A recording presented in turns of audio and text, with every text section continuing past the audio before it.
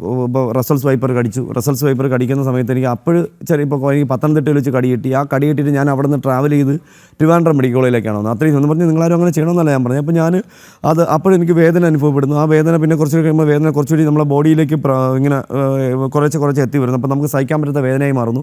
അത് കഴിയുമ്പോൾ നീര് നന്നായിട്ട് വർദ്ധിക്കുന്നുണ്ട്. ഇപ്പോൾ നമുക്ക് റസൽസ് വൈപ്പർ ഉണ്ട്. അപ്പോൾ നമുക്ക് പെട്ടെന്ന് തലയുടെ ഇവിടെ ഇങ്ങനെ വേദന അനുഭവപ്പെടുന്നുണ്ട്. പിന്നെ കണ്ണിൻ്റെ പോളകളിൽ വേദന അനുഭവപ്പെടുന്നുണ്ട്. പിന്നെ കണ്ണിന് ചെറിയ വീക്കം, ഇവിടെ എത്തിയപ്പോൾ കണ്ണിനൊക്കെ ചെറിയ വീക്കമായി കഴിഞ്ഞിട്ട് വീക്കം വെച്ച് തുടങ്ങിയിട്ടുണ്ടായിരുന്നു. പിന്നെ കുറേക്കും വയറിനൊരു വീക്കം പോലെ തോന്നി. അത് മൂത്ര തടസ്സം അനുഭവപ്പെടുന്നത്. ഏകദേശം 3 മണിക്കൂറോളം ട്രാവൽ ചെയ്താണ് ഞാൻ ഇവിടെ എത്തുന്നത്. ബോധാവസ്ഥയിൽ തന്നെയാണല്ലേ? അതെ, ബോധാവസ്ഥയിൽ തന്നെയാണ് ഞാൻ ഇരുന്നത്. എനിക്ക് ഇതൊന്നും അല്ല. അവസാനം ഇവിടെ വന്ന് ഞാൻ അന്നത്തെ സൂപ്രണ്ട് ഡോക്ടർ ശർമ്മ സാറിനെ കടി കിട്ടി ഉടനെ ശർമ്മ സാറിനെ വിളിച്ചു. അപ്പോൾ നേരെ ഇങ്ങ് പോരാൻ പറഞ്ഞു. അങ്ങനെ ഞാൻ ഓരോ സമയത്തും പുള്ളി എന്നെ വിളിക്കുന്നുണ്ട്. അപ്പോൾ എനിക്ക് ദേഹത്ത് വയറ്റിൽ മൂത്ര തടസ്സം അനുഭവപ്പെടും. വയറ് വീങ്ങി തുടങ്ങിയിട്ടുണ്ടായിരുന്നു.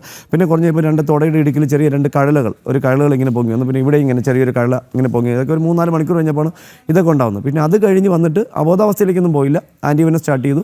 15 ദിവസത്തോളം ട്രീറ്റ്മെൻറ്റ് എടുത്തു. ആണെങ്കിൽ റസൽസ് വൈപ്പിൻ്റെ കടി കിട്ടിയിട്ട്. പക്ഷേ പിന്നെ കോബ്ര പറ്റിയപ്പോൾ നമുക്ക് കോട്ടയത്ത് ചില കടി കിട്ടുന്ന സമയത്ത് മുട്ടിന് മേലാണ് കടി കിട്ടുന്ന സമയത്ത് എനിക്ക് ആ ഒരു മാംസത്തിൻ്റെ കൂടുതലുണ്ടായിരിക്കും. അവിടെ വേദന അധികം ഫീൽ ചെയ്തില്ല. ചെറിയൊരു വേദന ഉണ്ടായിരുന്നുള്ളൂ. അത് കഴിഞ്ഞ് കുറേ കഴിഞ്ഞ് വന്നപ്പോൾ എനിക്ക് എന്താ പറയുക, ശ്വാസ തടസ്സമായിട്ട് ചെറിയ രീതിയിലൊരു കഫം ഇങ്ങനെ വരുന്നതായിട്ട് എനിക്ക് തോന്നി. അത് കഴിഞ്ഞ് കണ്ണിന് ഇങ്ങനെ ഡോക്ടർജി പറഞ്ഞ കണക്ക് കണ്ണിന് ഇങ്ങനെ മറിഞ്ഞ് പോകുന്നതായിട്ട് തോന്നി. ഇപ്പോൾ കണ്ണ് രണ്ടായിട്ട് ദൂരോട്ട് നോക്കിയപ്പോൾ എല്ലാം രണ്ടായിട്ട് കാണുന്നതായിട്ട് തോന്നി. അപ്പോഴൊക്കെ എനിക്ക് ബോധമുണ്ട്. അപ്പോൾ ഞാൻ ഏകദേശം കുറിച്ച് കഴിഞ്ഞ് കോട്ടയം സിറ്റിക്ക് അകത്തോട്ട് കയറി. കോട്ടയം മെഡിക്കൽ കോളേജിനടുത്ത് എത്തുന്നതിന് മുന്നാണ് ഈ ശ്വാസം നന്നായിട്ട് അനുഭവപ്പെടുന്നത്. അപ്പോൾ ശ്വാസം അങ്ങനെ തടസ്സം നന്നായിട്ട് വന്ന ഉടനെ തന്നെ ഞാൻ എൻ്റെ കൂടെ വന്ന അവിടുത്തെ വാർഡ് കൗൺസിലർ അദ്ദേഹത്തോട് പറഞ്ഞ് പെട്ടെന്ന് അടുത്തുള്ള ഏതെങ്കിലും ഒരു ഹോസ്പിറ്റലിലേക്ക് അഡ്മിറ്റ് ചെയ്യില്ലെങ്കിൽ ഞാനിപ്പോൾ അടുത്ത നിമിഷം എനിക്ക് ഡെത്ത് വരുമെന്ന് പറഞ്ഞു. അങ്ങനെയാണ് അവർ പെട്ടെന്ന് അടുത്തൊരു 10 മിനിറ്റ് അല്ലെങ്കിൽ കോട്ടയം മെഡിക്കൽ കോളേജിലേക്ക് എത്തിയിരുന്ന ഒരു മണിക്കൂർ നമ്മൾ വൈകിയേനെ.